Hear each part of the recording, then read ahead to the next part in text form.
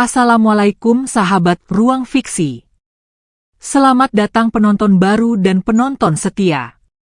Di pagi yang dingin dan sunyi, seorang pemulung renta menyusuri tumpukan sampah dengan langkah lesu, matanya menyapu benda-benda tak bernilai yang biasa ia pungut demi sesuap nasi. Tapi pagi itu, ia berhenti mendadak. Di hadapannya, tergeletak sosok menyerupai boneka, tapi tubuhnya hangat. Napasnya lemah, dan wajahnya penuh luka.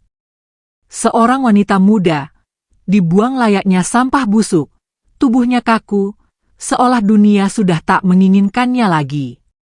Siapa yang tega melakukan ini? Dan apa yang disembunyikan dari tubuh yang nyaris tak bernyawa itu? Namun sebelumnya bagi yang beragama Islam saya sarankan untuk menuliskan sholawat Nabi Muhammad agar kelas sholawat ini menjadi saksi untuk mendapat syafaat di akhirat. Like dan subscribe ke channel ini sangat membantu menyebarkan dakwah Islam dan menjadi amal jariah. Pagi itu langit masih kelabu, kabut tipis menggantung rendah di atas hamparan tumpukan sampah yang menjijikan. Bau busuk menusuk hingga ke paru-paru. Tapi bagi Pak Dirga, seorang pemulung tua berusia hampir 60 tahun, itu sudah jadi bagian hidup yang tak bisa ia hindari. Tubuhnya kurus, tangannya gemetar, tapi matanya masih tajam mencari apapun yang bisa dijual dari balik gunungan limbah.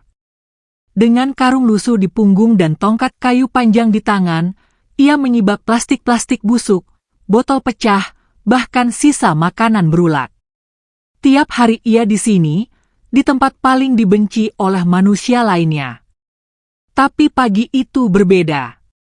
Sangat berbeda. Langkah Pak Dirga terhenti saat matanya menangkap sesuatu yang mencolok di tengah tumpukan baju bekas dan sisa plastik pembungkus nasi. Sesuatu yang tampak seperti boneka besar. Rambut panjangnya kusut, kulitnya pucat. Awalnya ia hanya menatapnya dengan rasa penasaran, tapi saat tongkatnya menyentuhnya perlahan, tubuh itu bergerak sangat pelan seperti menarik napas terakhir. Jantung Pak Dirga berdegup kencang. Bukan boneka. Itu manusia. Seorang wanita muda. Pak Dirga ternganga. Tubuh wanita itu setengah tertimbun kantong plastik hitam, wajahnya lebam, bibirnya pecah-pecah, dan matanya setengah terbuka namun kosong. Ia nyaris tak bernapas. Tubuhnya dingin seperti pagi itu.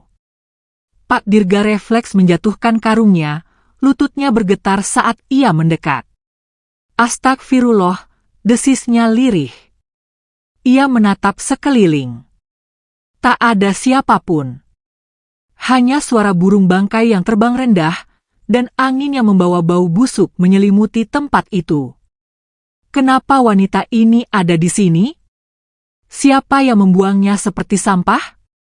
Pak Dirga tak bisa berpikir lama. Ia tahu ia tak punya apa-apa. Tak punya rumah layak, tak punya uang, bahkan ia sendiri tidur di bawah kolong jembatan. Tapi nuraninya tak bisa diam. Ia segera merobek bagian bersih dari jaket lusuhnya dan menutup tubuh wanita itu, lalu mencoba mengangkatnya pelan. Wanita itu menggeliat lemah. Tangannya gemetar, seolah berusaha bicara, tapi suaranya tak keluar. "Tenang, nak, aku bawa pergi dari sini," ucap Pak Dirga terbata. Tapi belum sempat ia berdiri, suara langkah kaki bergema dari kejauhan. Cepat. Mendekat. Pak Dirga mematung. Siapa yang datang? Penjaga? Pemulung lain? Atau orang yang tadi membuang wanita ini? Dalam hitungan detik, ia harus memilih.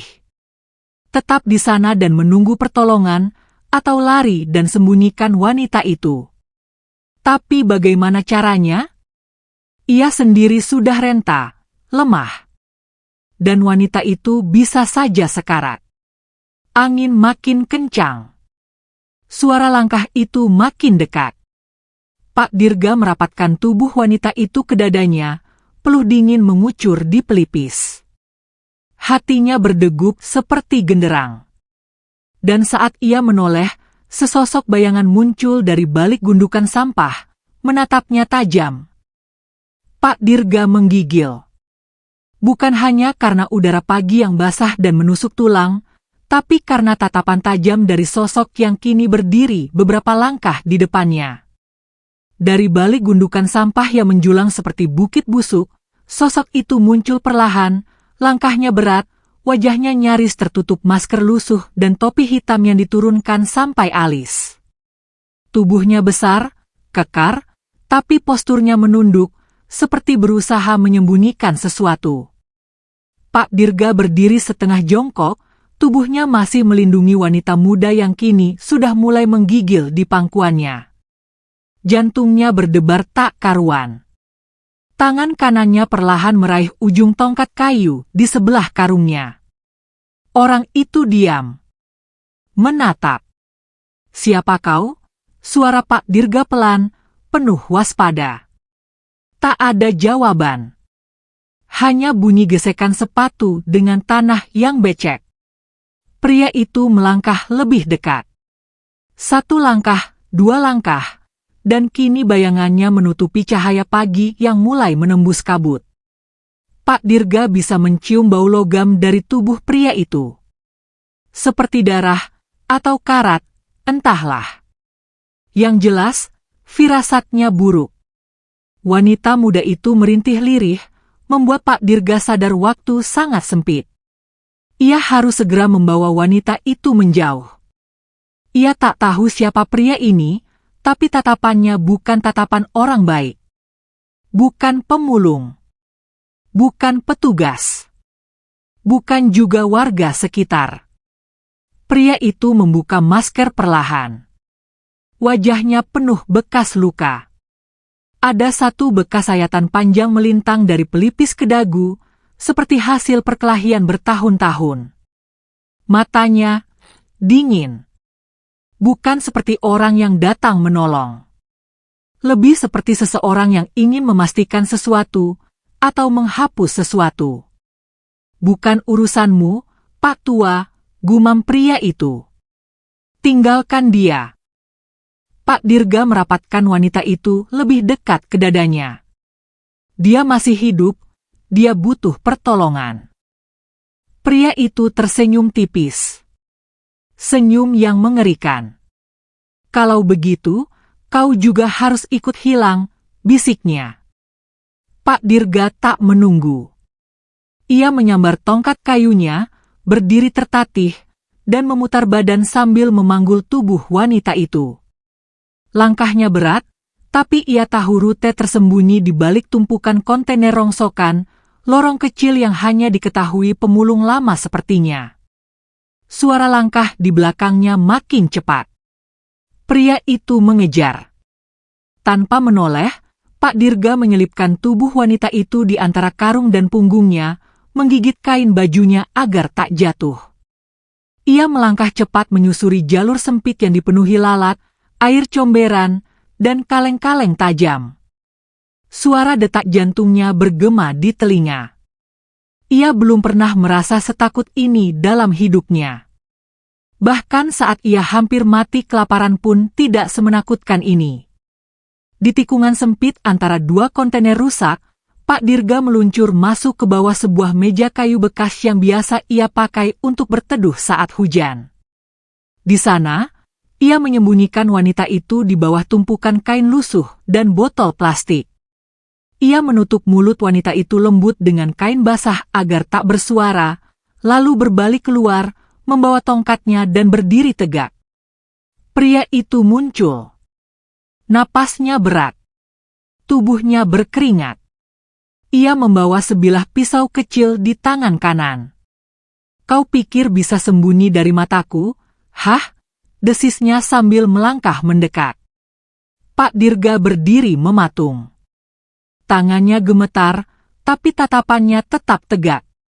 "Dia belum mati, dan aku tidak akan biarkan kau menyentuhnya lagi." Pria itu tertawa pendek. "Kau tahu siapa dia? Dan siapa aku?" Pak Dirga menggeleng. Bagus. Tetap begitu, jawab pria itu sambil mengangkat pisaunya. Karena kalau kau tahu, kau pasti sudah lari sejak tadi. Tanpa aba-aba, pria itu menyerang. Pisau meluncur cepat ke arah dada Pak Dirga, tapi dengan sigap, pemulung tua itu menangkisnya dengan tongkatnya, mendorong balik dengan tenaga sisa yang ia punya. Mereka berkelahi.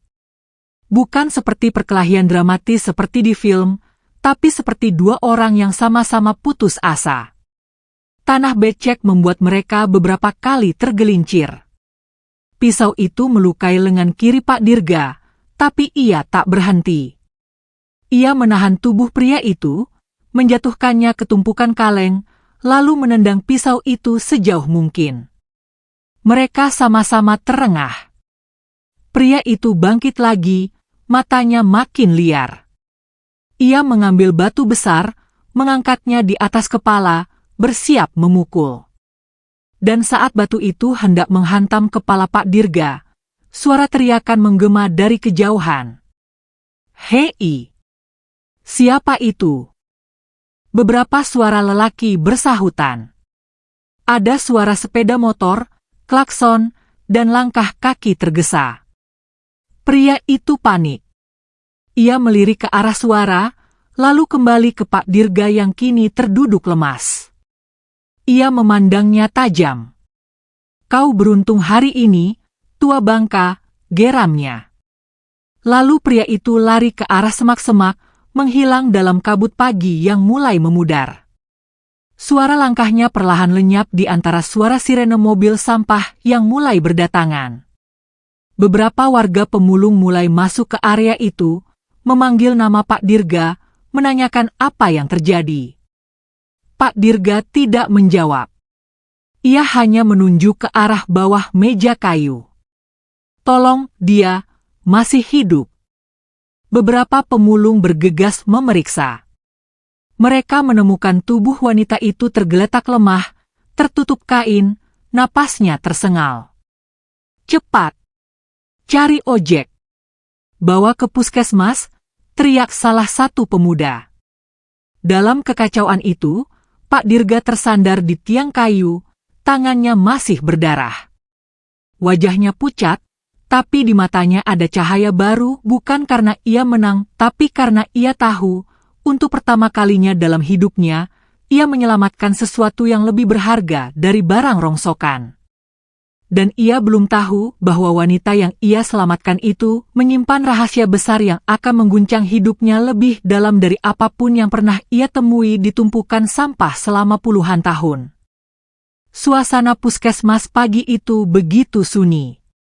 Hanya terdengar derit pelan dari roda kasur dorong yang membawa seorang wanita muda dengan wajah lebam dan tubuh lemah. Perawat buru-buru membuka pintu ruang gawat darurat, dan dua orang petugas langsung membantu mengangkat tubuh wanita itu dari motor pengangkut keranjang perawatan. Pak Dirga berdiri di depan pintu, tubuhnya dibalut kain perban seadanya, menatap dengan mata cemas dan tubuh gemetar. "Dia siapa, Pak?" tanya salah satu perawat. Pak Dirga hanya bisa menggeleng lemah. Aku nemu dia di tempat sampah." Para petugas saling pandang. Wajah mereka mengeras. Satu perawat memanggil petugas keamanan, sementara dokter mulai membersihkan luka-luka wanita itu. Pak Dirga berjalan pelan ke ruang tunggu. Ia duduk di kursi plastik yang dingin dan retak di sudutnya. Di tangannya masih ada bercak darah dari luka goresan yang belum sepenuhnya ditangani. Matanya menerawang, mencoba mengingat semua detail yang ia lihat tadi pagi.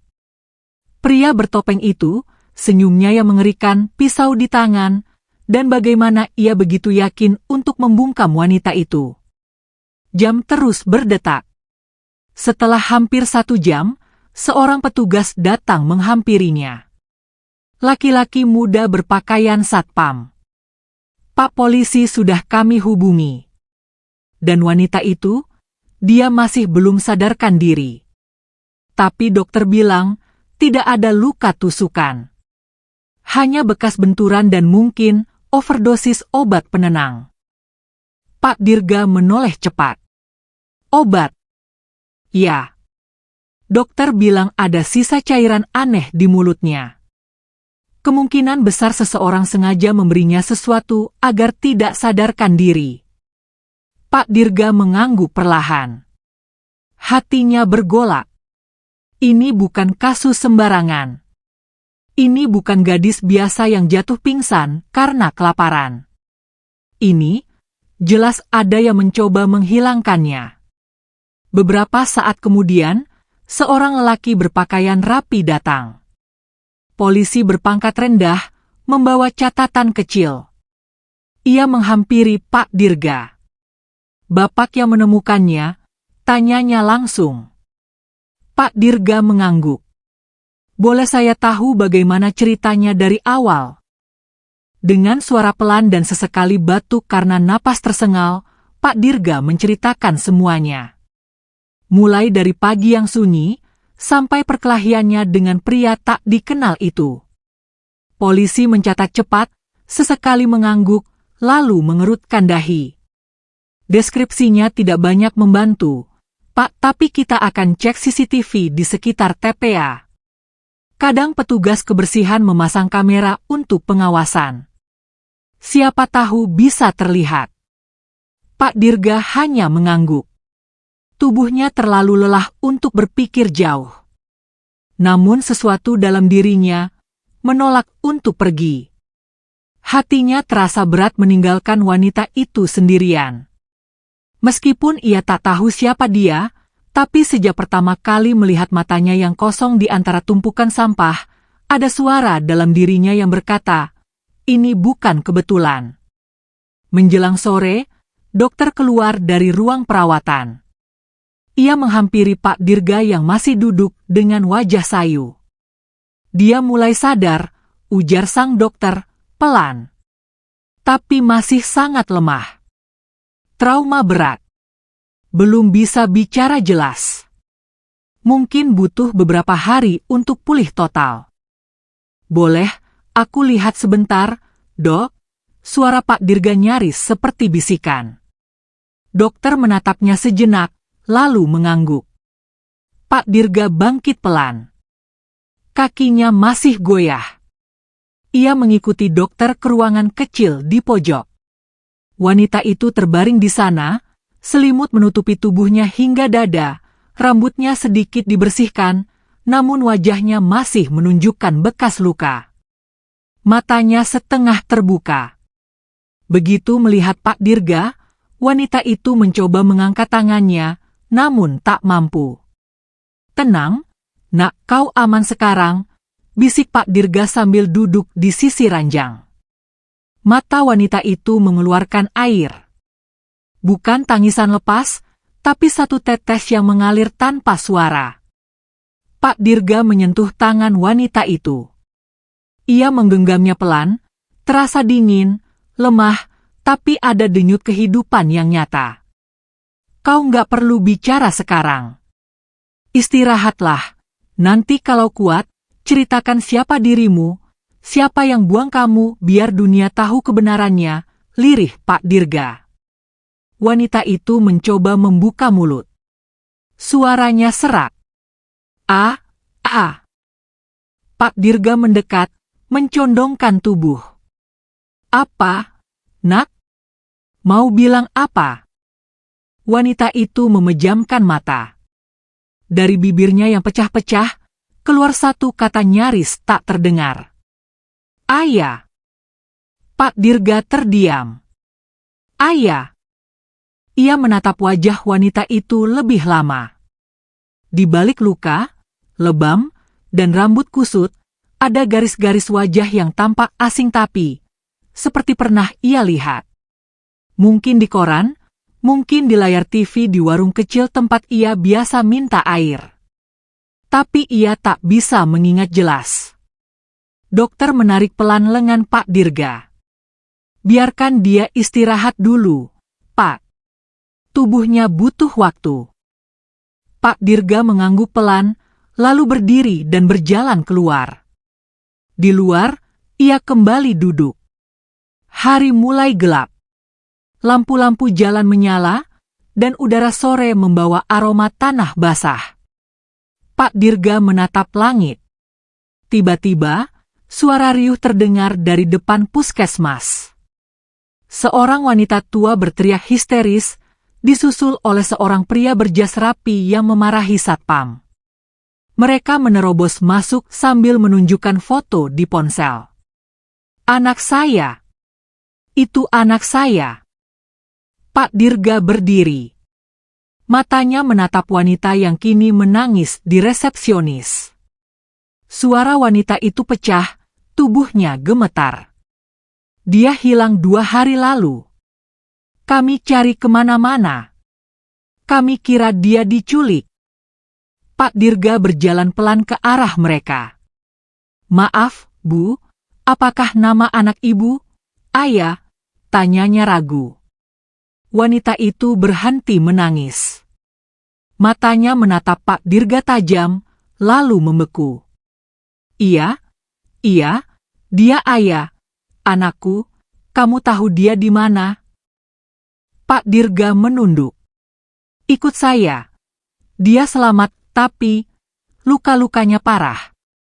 Wanita itu berteriak histeris dan langsung berlari mengikuti dokter yang memanggilnya masuk. Suasana mendadak gaduh. Sang pria yang bersama wanita itu menatap Pak Dirga dengan sorot curiga. "Kamu siapa?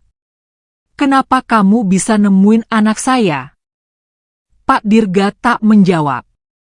Ia hanya menatap pria itu. Dari sorot matanya, sesuatu terasa janggal.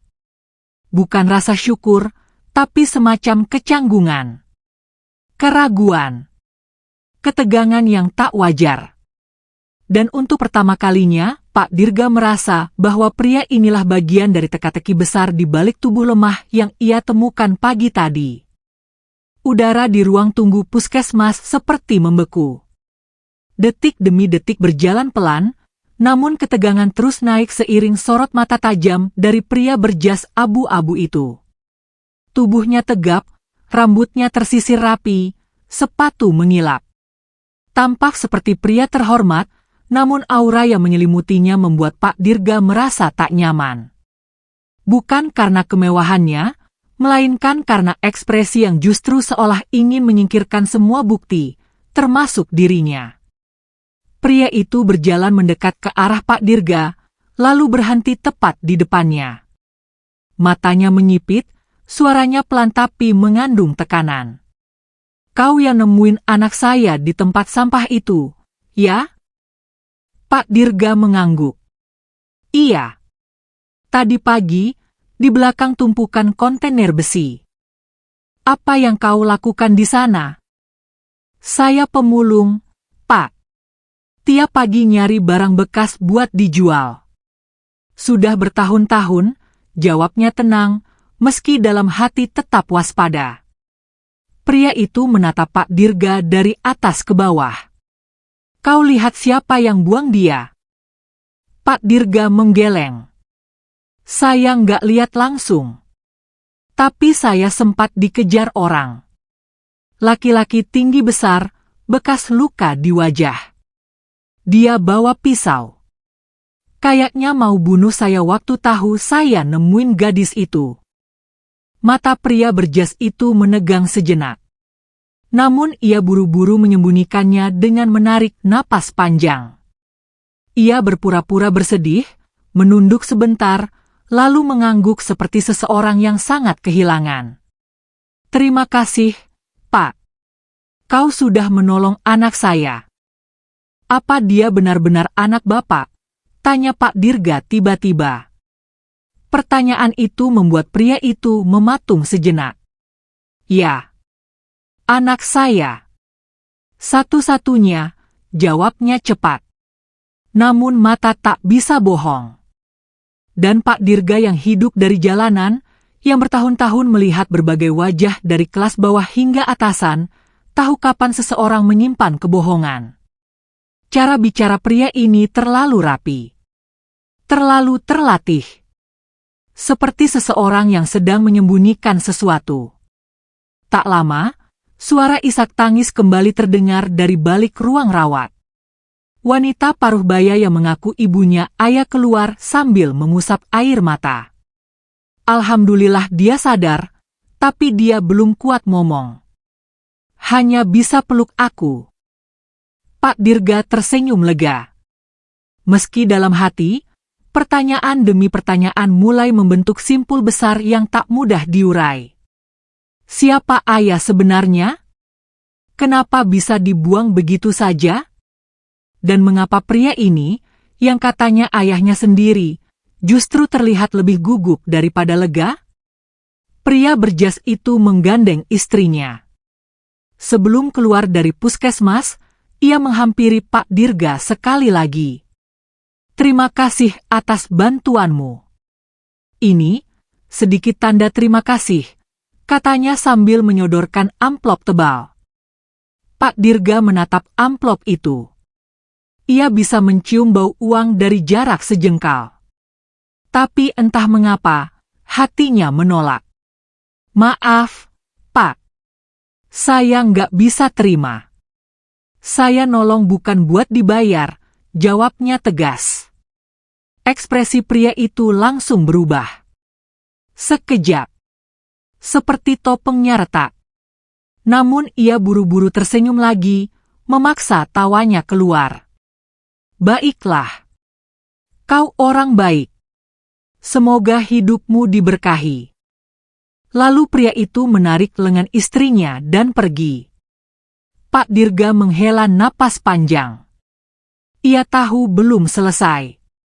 Terlalu banyak yang tidak masuk akal.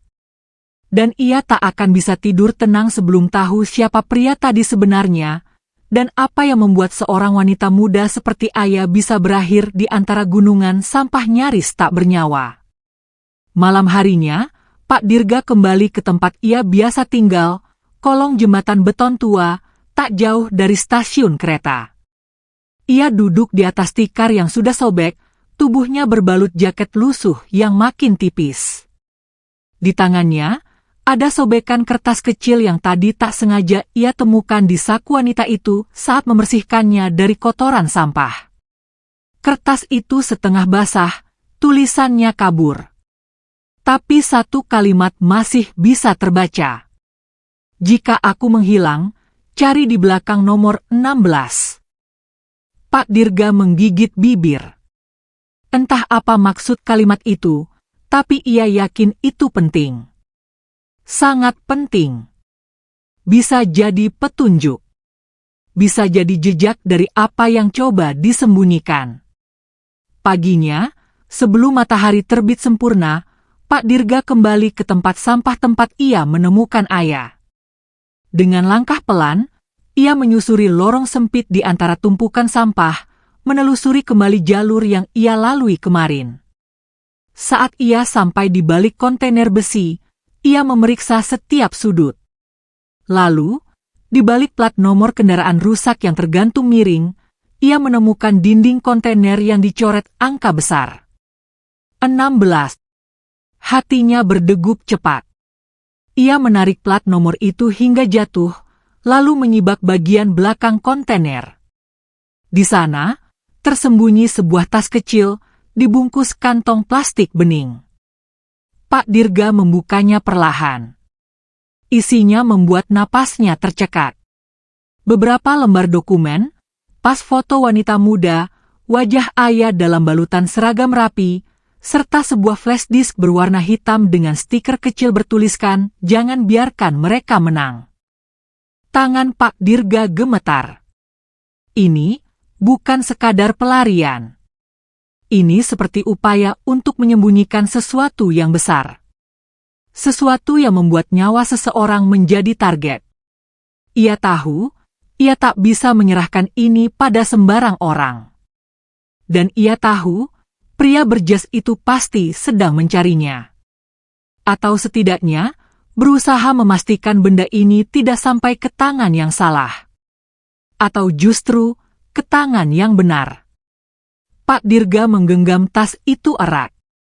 Lalu ia kembali ke kota. Kali ini, bukan untuk mencari botol plastik. tapi untuk mencari kebenaran. Pak Dirga duduk di sudut warung kopi kecil dekat stasiun, dikelilingi suara klakson, obrolan pedagang, dan derit roda gerobak. Ia masih memegang tas kecil yang ia temukan pagi tadi, diselipkan rapat ke dalam baju lusuhnya. Di depannya, segelas kopi hitam mengepul, namun tak sedikit pun disentuh. Pikirannya penuh dengan pertanyaan dan kegelisahan. Satu benda di dalam tas itu terus memanggilnya, flash disk hitam kecil dengan stiker yang menggetarkan hati. Jangan biarkan mereka menang. Pak Dirga bukan orang yang paham teknologi. Selama hidupnya, ia tak pernah punya komputer. Tapi ia tahu satu tempat di mana ia bisa mencoba membuka isi flash disk itu. Sebuah warnet tua yang masih buka 24 jam di pojokan gang, tempat anak-anak kadang bermain game online, dan pemuda pengangguran mencari pekerjaan. Dengan langkah tertatih dan hati penuh waspada, ia menuju warnet itu. Operator di balik meja menatapnya aneh, namun tak berkata apa-apa saat Pak Dirga menyodorkan beberapa receh dan meminta waktu 1 jam. Ia duduk di komputer nomor 7. Layar menyala, kursor berkedip. Dengan pelan dan ragu, ia colokkan flash disk ke lubang USB di sisi kanan. Beberapa detik kemudian, jendela baru terbuka. Hanya ada 2 file di dalamnya. Video 001, MP4, dan dokumen legal PDF. Pak Dirga membuka file video lebih dulu. Layar memperlihatkan ruangan kantor mewah, pencahayaannya terang, dengan dinding kayu dan rak penuh berkas.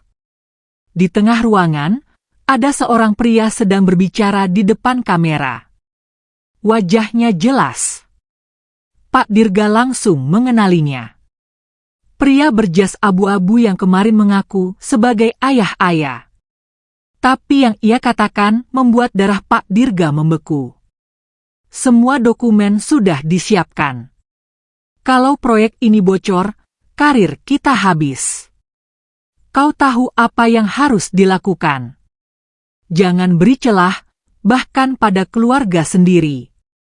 Semua jejak harus dibersihkan, termasuk si ayah itu. Video berhenti. Suara Pak Dirga tercekat di tenggorokan. Tangannya gemetar saat ia membuka file kedua. Sebuah dokumen legalitas proyek pembangunan. Tampaknya biasa saja, namun pada halaman ketiga, ada daftar nama pemegang saham fiktif, angka-angka besar dengan rekening atas nama anonim, dan tanda tangan palsu. Di catatan kaki, tertulis nama asli ayah sebagai pelapor internal whistleblower. Pak Dirga terdiam. Perlahan, potongan-potongan cerita mulai menyatu dalam pikirannya. Ayah bukan sekadar korban yang dibuang. Dia saksi. Dia penyimpan kunci kejahatan besar. Dan pria yang mengaku sebagai ayahnya bukanlah ayah kandung, melainkan salah satu petinggi perusahaan yang disusupi korupsi. Dan sekarang, mereka menganggap ayah sebagai ancaman. Pak Dirga mengeluarkan napas berat. Ia tahu, kini ia membawa bom waktu. Dan semua yang terlibat pasti sedang memburunya. Dari luar warnet, sebuah motor berhenti. 2 pria turun, memakai jaket hitam, helm gelap. Salah satu dari mereka berjalan ke dalam dengan langkah tergesa, matanya menyisir seluruh ruangan. Pak Dirga melirik melalui refleksi layar. Hatinya mencelos. Pria itu mirip dengan orang yang menyerangnya di TPA. Tanpa pikir panjang, ia mencabut flash disk, menyelipkannya ke balik kaus, lalu bangkit dan berjalan ke belakang. Ia tahu bagian belakang warnet tembus ke gang sempit. Dengan langkah cepat namun tidak mencolok, ia menyelinap ke lorong kecil yang lembab dan gelap. Langkahnya terdengar samar, napasnya berat, tapi ia terus berjalan. Suara langkah di belakang mulai terdengar. Pria itu menyadari kepergiannya. Pak Dirga mempercepat langkah. Berbelok ke kiri, lalu ke kanan, melewati dinding-dinding bata merah yang mulai berlumut. Hingga akhirnya, ia sampai di halaman kosong bekas gedung terbakar. Tempat itu sunyi. Ia bersembunyi di balik tumpukan seng, menahan napas. Beberapa menit kemudian, pria berjaket hitam itu lewat. Matanya liar, tangannya menggenggam sesuatu di balik jaketnya. Ia berdiri lama, memeriksa sekitar. Lalu pergi, membawa serta kekhawatannya sendiri. Pak Dirga keluar dari persembunyian. Tubuhnya lemas, tapi langkahnya tetap tegak. Ia tahu, kini bukan waktunya lari. Ia harus melindungi ayah. Bukan hanya karena ia menolongnya dari tempat sampah, tapi karena ia satu-satunya orang yang tahu kebenaran dan memiliki bukti. Ia kembali ke puskesmas sore itu. Ayah sudah dipindah ke ruang rawat biasa. Kondisinya lebih baik. Pipinya sudah tidak terlalu pucat, dan matanya bisa terbuka lebar. "Nak, ada yang mau kau sampaikan?" tanya Pak Dirga sambil duduk di sisi ranjang. Ayah menatapnya. Perlahan, ia mengangguk. Tangan kirinya meraih tangan Pak Dirga. "Aku tahu mereka akan datang lagi. Mereka nggak akan biarin aku hidup, Pak," bisiknya. "Aku tahu, tapi kamu nggak sendiri sekarang. Aku yang bakal jaga kamu." Ayah meneteskan air mata. Di flash disk itu, semua bukti. Semua kebenaran. Kalau sesuatu terjadi sama aku, simpan itu. Dan kasih ke orang yang tepat. Pak Dirga mengangguk. "Aku udah lihat isinya. Aku janji, selama aku hidup, kebenaran itu nggak akan hilang." Di luar ruangan, dua orang asing berjalan melewati lorong puskesmas. Mereka membawa kertas rawat jalan dan tas kecil. Mata mereka memperhatikan tiap ruangan. Salah satu dari mereka berbicara pelan melalui alat di telinganya. "Target ditemukan. Masih hidup." Pak Dirga menatap jendela. Firasatnya benar. Perburuan belum berakhir. Dan ia tahu, malam ini akan lebih panjang dari malam-malam sebelumnya. Malam mulai menelan kota. Langit kelam menggantung tanpa bintang, seolah menyimpan rahasia yang terlalu berat untuk diungkap. Angin berembus lirih, membawa aroma aspal basah dan dedaunan yang bergesekan. Di dalam ruang rawat puskesmas, cahaya kuning lampu menggantung redup, membentuk bayangan samar di dinding. Pak Dirga duduk di samping ranjang ayah yang mulai tertidur. Napasnya mulai teratur, wajahnya tak setegang sebelumnya, meski sorot matanya masih menyimpan ketakutan. Di tangan Pak Dirga, flash disk hitam itu ia genggam erat, dibungkus kain dan diselipkan ke balik jaketnya. Ia tahu, malam ini bukan sekadar malam biasa. Firasatnya sudah menjerit sejak sore tadi. Di luar, dua pria tak dikenal terlihat duduk di bangku luar puskesmas. Mereka tak melakukan apa-apa. Hanya menunduk sambil sesekali berbicara melalui alat kecil di telinga. Keduanya mengenakan jaket kulit gelap, wajahnya tirus dan keras. Mereka tak meminta pendaftaran pasien, tak bertanya siapapun, hanya duduk. Menunggu. Mengawasi. Salah satu petugas kebersihan yang sudah lama kenal Pak Dirga menghampirinya sambil membawa teh hangat. "Pak, orang di luar itu, asing. Nggak pernah lihat sebelumnya. Dan mereka dari tadi liatin ruangan ini terus." Pak Dirga mengangguk pelan. "Aku tahu. Bapak mau aku panggilin polisi?" Pak Dirga menatap wajah si petugas. "Belum. Jangan bikin mereka panik. Aku harus tahu dulu mereka dari mana." Tak lama, seorang perawat masuk sambil membisikkan sesuatu. "Pak, kami dapat telepon, katanya ada yang minta Ayah dipindahkan malam ini. Katanya dari pihak keluarga. Tapi, suara di teleponnya aneh, seperti bukan ibu kandungnya." Pak Dirga langsung berdiri. "Jangan izinkan siapapun pindahkan dia. Kalau perlu, matikan semua lampu ruangan ini. Bilang ke dokter, ini darurat." Perawat itu mengangguk cepat dan keluar ruangan. Pak Dirga menutup tirai ruangan, lalu menggandeng Ayah yang masih setengah sadar. "Nak, kita harus pindah sekarang juga." Kemana, Pak?" bisik Ayah lemah. "Tempat lebih aman. Aku kenal seseorang yang bisa bantu." Ia mengangkat tubuh Ayah dengan hati-hati. Tubuhnya masih lemah, tapi cukup untuk bertahan. Ia membungkus Ayah dengan selimut, lalu memanggulnya di punggung seperti pagi saat pertama kali menemukannya. Langkahnya pelan, tapi pasti. Ia keluar lewat pintu belakang puskesmas, melewati lorong sempit tempat para petugas biasa istirahat. Dari sana, ia menuruni tangga kecil menuju gang gelap yang mengarah ke tempat parkir sepeda motor. Ia tahu dua pria itu pasti sedang bersiaga di pintu utama. Begitu sampai di gang buntu, ia bersiul pelan. Beberapa detik kemudian, dari balik tenda plastik kecil, muncul seorang anak laki-laki berusia sekitar 13 tahun.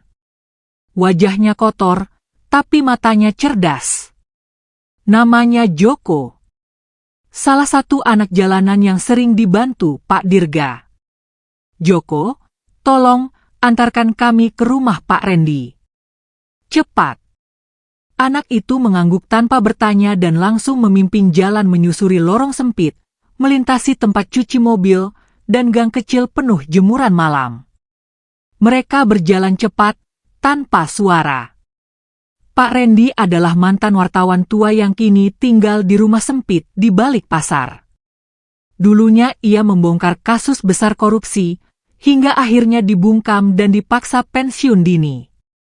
Namun ia masih punya jaringan dan semangat perlawanan. Mereka tiba di depan rumah sempit berdinding triplek. Lampunya remang. Begitu pintu diketuk, Pak Randy langsung muncul, berkacamata tebal, rambut beruban, dan mengenakan kaos lusuh. "Dirga, butuh bantuannya, Randy. Ini soal hidup dan mati." Mata Pak Randy langsung tajam saat melihat wajah Ayah yang pucat. Ia membuka pintu lebih lebar dan mempersilakan mereka masuk. Begitu pintu tertutup, Pak Dirga menceritakan segalanya. Tentang TPA, pria berpisau, flash disk, dan video yang menunjukkan wajah pria berjas yang mencoba membunuh Ayah secara tak langsung. Pak Randy memandangi flash disk itu sejenak, lalu mencolokkannya ke laptop bututnya. Setelah memeriksa beberapa menit, wajahnya memucat. Ini bukan sembarangan data.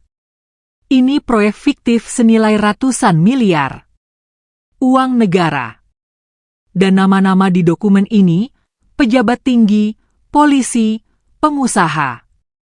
Dan Ayah, satu-satunya yang tahu semuanya, bisik Pak Dirga.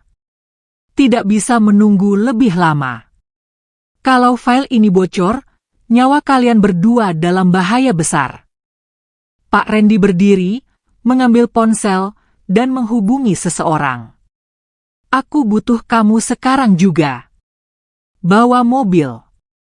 Bawa kamera. Dan pastikan jaringan aman." Setelah memutuskan panggilan, ia menatap Pak Dirga. "Malam ini, kita buat mereka tak bisa sembunyi lagi." Di tempat lain, pria berjas abu-abu duduk di ruangannya yang gelap, di depan layar laptop. Wajahnya tegang.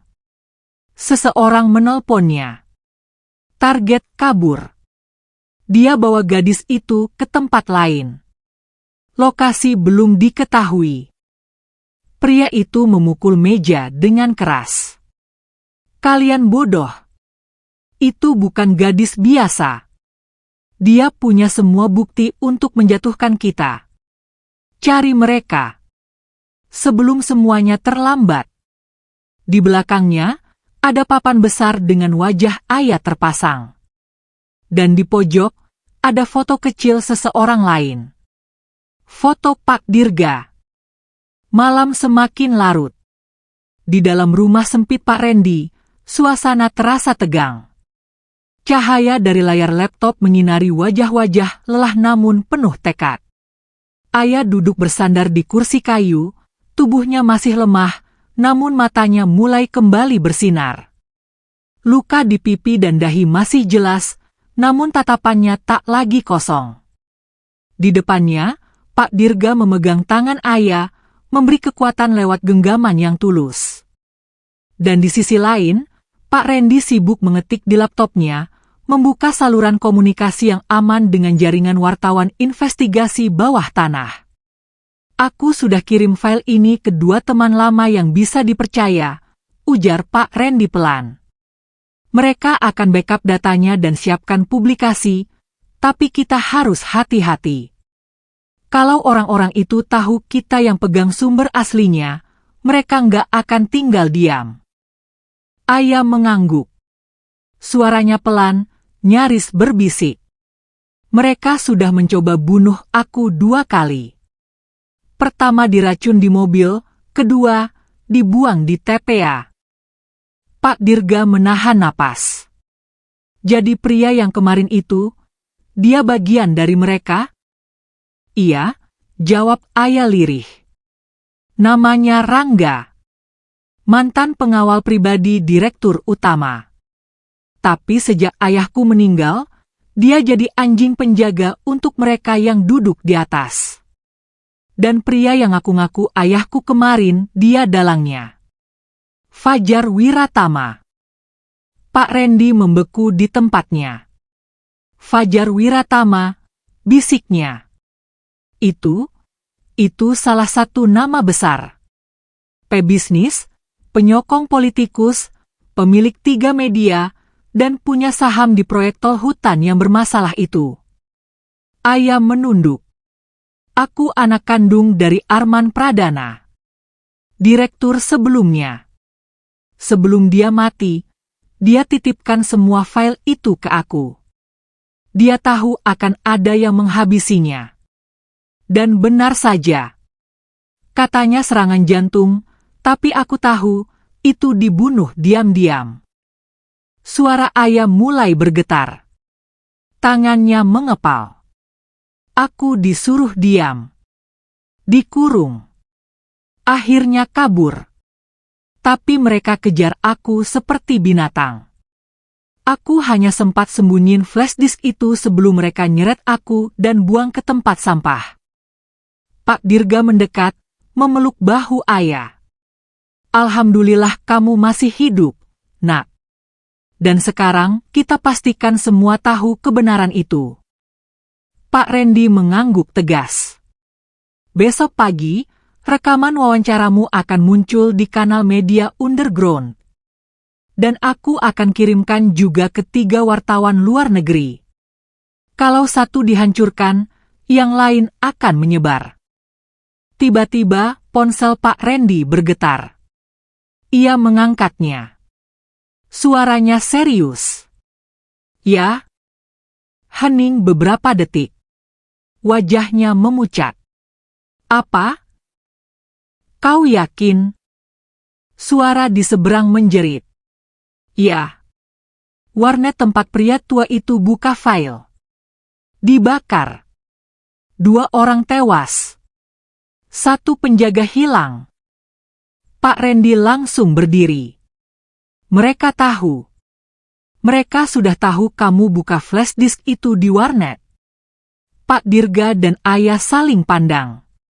Detik berikutnya, Pak Randy membuka lemari dan mengambil 2 jaket tebal serta sebuah ponsel cadangan.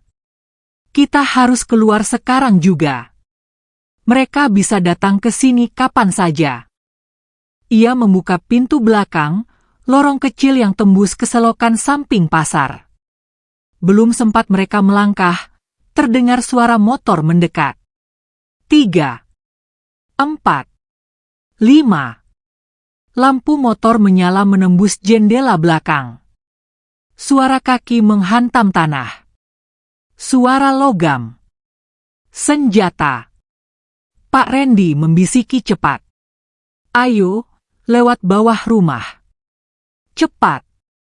Mereka bertiga menyusuri jalur sempit di bawah lantai rumah papan, melangkah dalam diam di antara tiang-tiang kayu dan kabel listrik tak terpakai. Di luar, bayangan hitam mulai menyelimuti rumah. Seseorang menggedor pintu depan. Buka. Kami dari pihak keluarga. Kami punya hak bawa gadis itu. Pak Randy meludah pelan. Sialan, mereka pakai dalih hukum. Mereka akhirnya keluar ke gang sempit di belakang pasar. Dari sana, mereka menyelinap ke stasiun lama yang kini tak terpakai. Tempat itu gelap, hanya diterangi lampu sorot dari kejauhan. Suara pengumuman kereta menggema samar dari peron jauh. Di sudut gudang stasiun, seorang pria muda dengan ransel besar menunggu. Ini Aldi, wartawan freelance. Dia akan bawa kalian ke tempat aman. Aku tinggal buat pantau dari sini. Pak Dirga menatap Pak Randy. Kau yakin? Pak Randy mengangguk. Aku lebih dari yakin. Tapi kalian harus hilang dulu. Biarkan data ini menyebar. Dan kalau mereka tetap kejar, maka seluruh Indonesia akan tahu bahwa kalianlah saksi utama. Aldi memimpin jalan ke mobil van putih tanpa logo, diparkir di belakang gerbang besi. Begitu mereka masuk, mesin menyala. Mobil itu melaju pelan menembus malam. Ayah bersandar di kursi belakang, tubuhnya lemas. Tapi ada cahaya di matanya, bukan ketakutan, melainkan keberanian. Di dalam genggamannya, flash disk itu ia peluk erat. Dan di luar sana, Fajar Wiratama mulai meradang. Di ruang bawah tanah kantor pusatnya, Fajar berdiri di depan layar besar. Wajahnya merah padam. Beberapa pria berseragam gelap berdiri mematung di sekelilingnya. Cari mereka. Hancurkan semua bukti. Kalau perlu, bakar mereka hidup-hidup. Ia menatap peta digital yang menampilkan lokasi terakhir sinyal Pak Randy. Mereka pikir bisa menjatuhkanku? Ia menatap layar lain. Dan di sana, terlihat wajah Ayah dan Pak Dirga. Aku akan pastikan mereka tak akan pernah sempat bicara. Mobil van putih itu melaju menembus gelapnya malam. Jalanan sunyi, lampu jalan sesekali berkedip, dan angin malam menggesek kaca jendela dengan bisikan yang nyaris seperti peringatan. Di dalam mobil, suasana hening. Hanya suara napas berat dan detak jantung yang berdegup kencang di dada tiap penumpangnya. Ayah bersandar di kursi belakang, wajahnya pucat dan tubuhnya lemah. Namun di genggamannya, flash disk itu tak pernah lepas. Benda kecil itu kini menjadi nyawa kedua, harapan terakhir, dan sekaligus peluru paling mematikan bagi musuh-musuh yang tak terlihat. Pak Dirga duduk di sampingnya, sesekali menoleh ke belakang melalui jendela kecil. Ia tahu, setiap detik yang mereka habiskan di jalan bisa jadi pertaruhan antara hidup dan mati. Aldi, wartawan muda yang menjadi sopir sekaligus pengawal dadakan mereka, memegang setir erat-erat. Keringat dingin menetes di pelipisnya meskipun suhu malam menusuk. Kita mau kemana? Tanya Pak Dirga lirih. Sebuah rumah aman di daerah pinggiran. Itu milik sahabat Pak Randy. Rumah kosong, tapi jaringan wifi-nya masih aktif. Kita bisa unggah semua data dari sana ke server luar negeri. Kalau berhasil, semua dokumen itu nggak bisa lagi dihancurkan, jawab Aldi cepat. Ayah membuka mata pelan. Dan kalau kita gagal? Aldi menoleh sekilas ke kaca spion. Mereka akan membunuh kita semua, dan publik nggak akan pernah tahu apa-apa. Pak Dirga menggenggam tangan ayah lebih erat. Kita nggak akan gagal. Kamu sudah terlalu lama diam. Sekarang giliran mereka yang harus takut. Mobil itu berbelok ke jalan kecil yang sepi, menuruni lereng curam yang dipenuhi pepohonan rimbun. Rumah-rumah berjajar jauh satu sama lain. Tempat itu seperti kota kecil yang dilupakan waktu. Di kejauhan, lampu rumah tua yang hanya menyala di lantai bawah tampak seperti titik harapan di tengah kegelapan. Itu tempatnya, kata Aldi sambil menunjuk. Mobil berhenti perlahan di depan pagar kayu yang mulai lapuk. Mereka turun dengan cepat. Aldi membuka pintu rumah dengan kunci duplikat yang dikirim Pak Randy beberapa jam sebelumnya. Begitu masuk, aroma kayu tua dan debu menyambut mereka. Namun rumah itu cukup nyaman untuk bertahan semalam. Aldi segera menyalakan laptopnya dan menghubungkan ke jaringan. Butuh waktu sekitar 30 menit buat unggah semuanya. Aku akan gunakan VPN ganda. Kalau sinyal kuat, kita bisa sebar ke 7 media luar negeri sekaligus. Cepat, kita nggak punya banyak waktu, ujar Pak Dirga. Ayah duduk di kursi kayu dekat jendela. Matanya menatap keluar, ke arah gelap yang pekat. Tapi hatinya tidak lagi dipenuhi ketakutan. Justru ada ketenangan baru, seperti seseorang yang akhirnya bangkit dari kubur dan siap melawan. Saat itu, suara mesin motor terdengar samar di kejauhan. Pak Dirga langsung berdiri. Matikan lampu. Sekarang juga. Aldi mematikan semua lampu ruangan kecuali layar laptop. Mereka bergerak ke jendela dan mengintip perlahan. Di tikungan jalan sekitar 200 meter dari rumah, lampu motor menyala. 1, 2, 3, total 5 motor. Mereka berhenti. Tak bergerak. Lalu satu motor melaju pelan, mendekat. Pak Dirga berbisik cepat. Mereka sudah tahu. Kita harus siapkan jalan keluar. Aldi merogoh tasnya, mengeluarkan ponsel burner dan menyalakan mode darurat. Kalau koneksi terputus, flash disk ini akan otomatis kirim backup ke 2 akun email di luar negeri. Tapi itu butuh sinyal bertahan setidaknya 15 menit ke depan. Pak Dirga menatap jam dinding tua. 15 menit bisa jadi umur kita. Ayah berdiri perlahan, meski tubuhnya masih lemas. Biar aku umpan mereka, bisiknya. Tidak, potong Pak Dirga. Aku yang keluar. Aku lebih tahu jalur kabur di luar. Kalian berdua tetap di sini dan jaga upload. Pak Dirga, tidak. Ayah memegangi lengan pria tua itu. Kalau mereka tembak Bapak. Pak Dirga tersenyum. Senyum yang lembut, penuh luka, tapi juga penuh keberanian. Nak, hidupku ini udah lewat separuh. Tapi kebenaran itu belum pernah menang di hadapanku. Kalau malam ini aku harus jadi tumbal, biarlah begitu. Asal kamu hidup. Asal mereka tahu bahwa orang kecil juga bisa lawan ketidakadilan. Aldi menunduk dalam diam.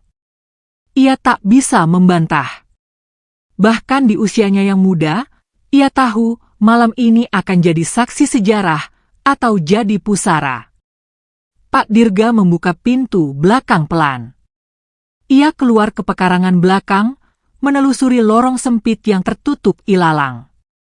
Dari sana, ia melangkah menuju arah jalan utama, sambil memancing suara, menyeret seng, dan membuat langkahnya seolah tergesa. Motor pertama menyalakan lampu terang. Lalu 2 motor lain mengikuti, membelah malam dan melaju ke arah suara. Pak Dirga berlari. Di dalam rumah, Aldi terus mengetik. Layar menunjukkan progres upload 48%. Ayo, cepatlah. Ayah duduk bersila, tangan di dada, membaca sholawat dengan suara lirih. Pak Dirga berlari ke arah sungai kecil di belakang kebun warga. Di sana, ia jatuhkan dirinya ke dalam semak dan memutar arah. 2 motor melewatinya, tak sadar bahwa mangsanya menghilang di tengah semak berduri. Tapi motor ketiga berhenti. Seseorang turun, menyalakan senter, dan menemukan jejak kaki. Pria itu mengambil ponsel. Target umpan bukan gadisnya. Itu orang tua, tapi dia bawa sesuatu. Kejar. Lalu pria itu berbalik. Namun sebelum ia melangkah, Pak Dirga bangkit, menghantamnya dengan kayu panjang dari semak. Pria itu roboh. Tapi suara tembakan terdengar. Pak Dirga jatuh. Darah mengalir di tanah. Namun di layar laptop, angka upload bergerak ke 94%. Aldi meneteskan air mata. Ia tahu, mereka tak punya waktu lagi. Ia mencabut flash disk, menggenggamnya erat. Dan suara sepatu menghantam lantai kayu mulai terdengar dari depan pintu. Pintu depan bergetar hebat. Ketukan pertama hanya gertakan. Ketukan kedua disertai tendangan. Pada ketukan ketiga, engsel kayu tua mulai mengelupas. Ayah memeluk lututnya, tubuhnya menggigil namun matanya tetap menatap lurus ke layar laptop. Aldi berdiri di depan pintu ruangan, satu tangan memegang kursi kayu seperti senjata, tangan lainnya menggenggam flash disk erat di dalam saku celana. Layar menunjukkan angka 98%. Sebentar lagi, gumamnya. Tendangan berikutnya menghantam keras, membuat pintu terlepas dari salah satu engselnya. Cahaya dari senter menyorot masuk, mengiris gelap rumah itu. Langkah sepatu berat memasuki lorong depan. Aldi menggigit bibirnya, memaksa dirinya tetap tenang. Ia mengarahkan ayah ke bawah meja, menutupinya dengan kain dan bantal. Jangan gerak. Jangan keluarkan suara apapun. Apapun yang terjadi. Ayah menahan napas. Tangannya meremas ujung selimut. Tubuhnya masih lemah, tapi detak jantungnya kini secepat suara peluru. Pintu ruang utama terbuka dengan dentuman. 3 pria bertubuh kekar masuk. Mereka berpakaian sipil, namun langkah dan cara pandangnya seperti tentara bayaran. Mata mereka liar, tangan mereka siap mengangkat senjata kapan saja. Mana filenya? Bentak salah satunya. Kalian pikir bisa kabur? Aldi menatap mereka tanpa gentar. Aku nggak punya apa-apa. Pria bertato di lengan kirinya mendekat, meraih kerah baju Aldi dan mendorongnya ke dinding. Bohong. Kalian unggah sesuatu dari sini. Aldi hanya tersenyum lemah. Kebenaran nggak bisa dibunuh. Brak. Tinju menghantam perutnya. Aldi jatuh tersungkur, darah menetes dari sudut bibirnya. Pria kedua memeriksa laptop. Layar menunjukkan. Upload complete. Data berhasil dikirim ke jaringan eksternal. Matanya membelalak. Terlambat. Dia sudah unggah semua. Ambil laptopnya, teriak si pemimpin. Pria ketiga mencabut kabel dan mengempaskan laptop ke lantai. Pecah. Layar retak. Tapi mereka tahu, semuanya sudah terlambat. Data itu kini berada di luar jangkauan. Pria pertama menarik Aldi dari lantai dan menodongkan senjata ke kepalanya. Kau kira kami akan membiarkan ini? Kami masih bisa hilangkan kalian sebelum siapapun percaya. Aldi menatap mereka. Pelan. Tenang. Dalam tatapannya, ada keteguhan orang yang sudah kehilangan rasa takut. Sudah ada saksi. Sudah ada backup. Dan sudah ada korban. Kalian bisa bunuh kami, tapi kebenaran akan tetap hidup. Pria itu menarik pelatuknya. Jari telunjuknya menegang. Lalu, brak. Pintu belakang mendadak terbuka keras. Suara tembakan pertama meledak. Lantai rumah bergetar oleh langkah-langkah berat. Teriakan membelah udara. Turunkan senjatamu. Polisi. Semuanya tiarap. Dari balik pintu belakang, 5 orang berpakaian polisi khusus masuk dengan sigap, senjata laras panjang teracung. Lampu sorot menyorot ke arah 3 pria penyerang yang langsung terkepung. Dalam hitungan detik, mereka dijatuhkan ke lantai, diborgol, dan dibungkam. Ayah mengintip dari bawah meja. Matanya berkaca-kaca. Aldi terengah-engah di sudut ruangan, tubuhnya masih terguncang, namun ia mengangguk pelan kepada ayah. Kita selamat. Salah satu polisi mendekat. Wajahnya serius. Kalian aman sekarang. Kami datang setelah menerima sinyal dari Pak Randy. File kalian sudah diteruskan ke Interpol dan jaringan media internasional. Kasus ini sudah terbuka. Ayah memandang langit-langit rumah yang berdebu. Di antara suara sirene polisi dari luar dan gemuruh langkah kaki aparat yang menyisir area, ia merasa tubuhnya mulai ringan. Seperti beban bertahun-tahun yang akhirnya runtuh. Pak Dirga, tanyanya pelan. Tak ada yang menjawab. Polisi hanya saling pandang. Lalu salah satu dari mereka menarik napas berat. Dia ditemukan di dekat sungai. Luka tembak. Kami bawa ke rumah sakit kota. Tapi, dia belum sadarkan diri. Ayah membeku. Dunia mendadak bisu. Ia ingin berteriak. Ingin berlari. Tapi tubuhnya lemah. Beberapa jam kemudian, di rumah sakit kota, ayah berdiri di depan ruang ICU. Tubuhnya dibalut jaket pinjaman, rambutnya setengah basah, dan matanya tak berkedip memandangi sosok Renta di balik kaca bening. Pak Dirga terbaring diam. Selang oksigen menempel di hidungnya. Dada naik turun pelan. Wajahnya pucat. Tapi hidup. Dokter keluar dari ruang perawatan. Keajaiban. Pelurunya nyaris menyentuh jantung. Tapi dia kuat. Sangat kuat. Ayah menangis. Pelan. Ia menempelkan dahinya ke kaca, menggenggam tangannya sendiri. Terima kasih, Pak, karena sudah percaya padaku saat semua orang meninggalkanku. Di luar rumah sakit, ribuan pesan mulai membanjiri dunia maya.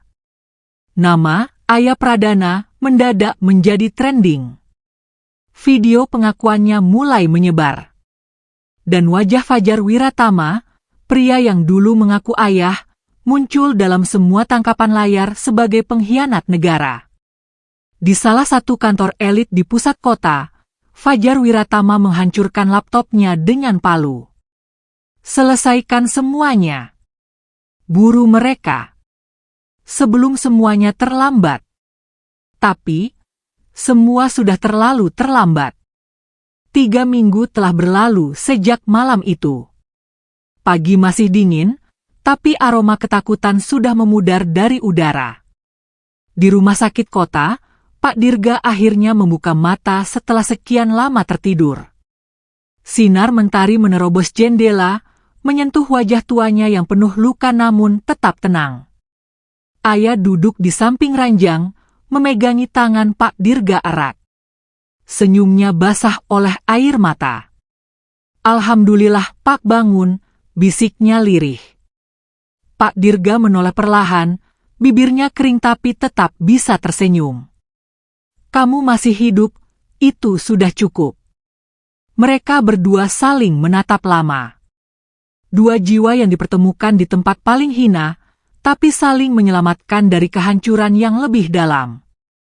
Berita tentang pengungkapan kasus korupsi besar-besaran mulai menghiasi media nasional dan internasional.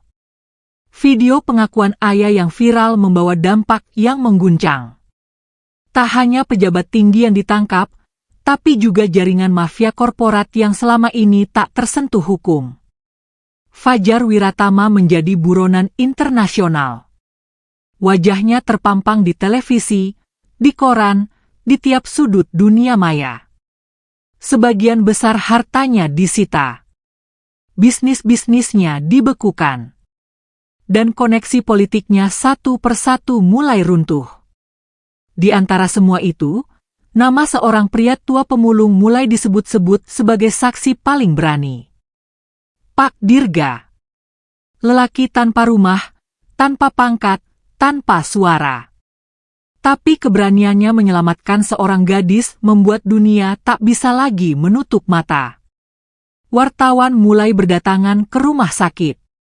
Tapi Pak Dirga menolak wawancara. Ia hanya mengucapkan satu kalimat. Saya bukan pahlawan. Saya hanya tidak tega melihat manusia dibuang seperti sampah.